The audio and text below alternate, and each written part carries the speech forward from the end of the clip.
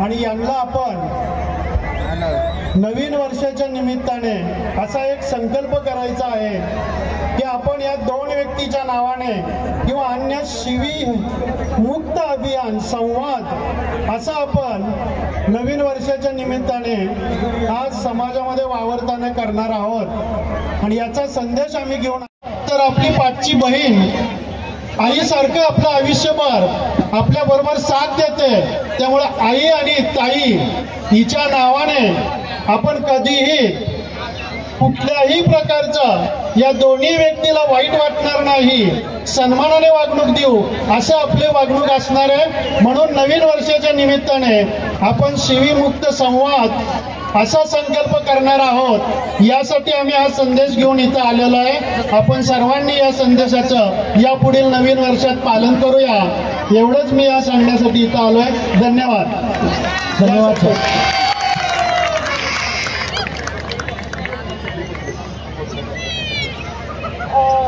माझं नाव एका आहे आणि लहान मुलांसाठी तरी शिव्या देऊ नका।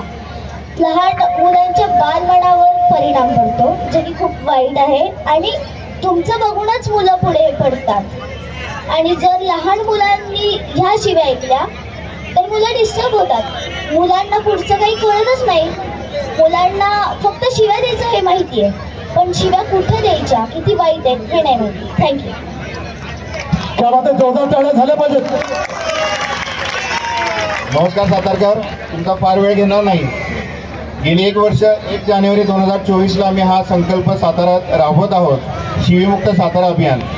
आणि सातारकरांचा उत्स्फूर्त प्रतिसाद, आमच्या समविचारी मित्रांनी दिलेली साथ, यासोबतच आता आम्ही संपूर्ण महाराष्ट्रभर आज आपल्या तुमच्या साक्षीने हा अभियान महाराष्ट्रभर राबविण्याचा संकल्प करत आहोत। इथून पुढे हे अभियान शिवीमुक्त महाराष्ट्र अभियान म्हणून आम्ही राबविणार आहोत। ज्योतिर्मयच्या संपूर्ण संचालक मंडळाचं आम्हाला इथे बोलण्यासाठी बोलवलं, धन्यवाद। एक शपथ आपल्याला घ्यायची, मी विनंती करतो 1-2 मिनिटासाठी फक्त उभे राहा आणि आपण शाळेत जशी प्रतिज्ञा घेतो तशी आपल्याला एक शपथ घ्यायची। आज छत्रपतींच्या साताऱ्यातून, ऐतिहासिक साताऱ्यातून आपण एक शपथ घेत आहोत।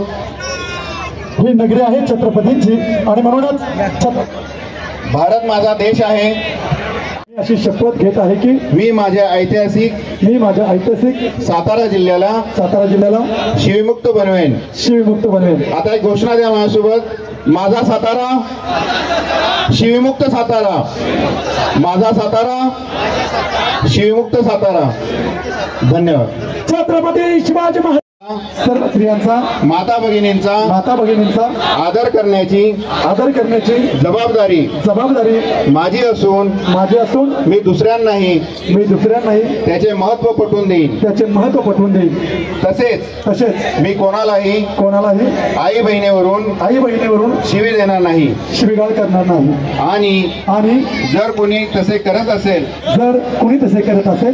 तर त्याला त्यापासून परावृत्त करून स्त्री जातीचे महत्व समजावून सांगेन। आजपासून येणाऱ्या नवीन वर्षाच्या निमित्ताने सातारा राजधानीतील